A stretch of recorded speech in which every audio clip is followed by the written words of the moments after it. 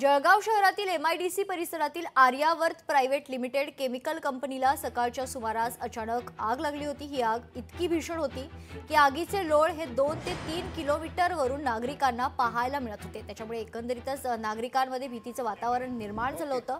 नेमकी आग कशी लागली याबाबत अद्यापही माहिती मिळू शकलेली नाहीये।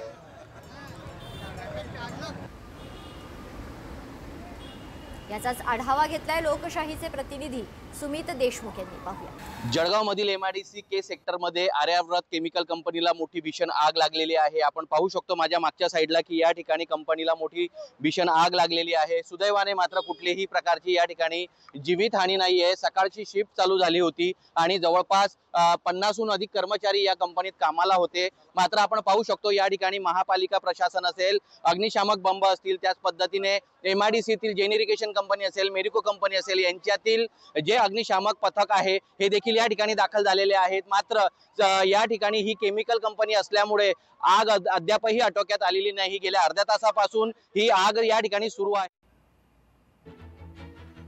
जळगाव एमआयडीसी केमिकल कंपनीला आग लागल्याची माहिती आर्यावर्त प्रायव्हेट लिमिटेड कंपनीला आग लागली होती। कंपनीमधून सिलेंडर फुटण्याचे मोठे आवाज देखील येत आहेत।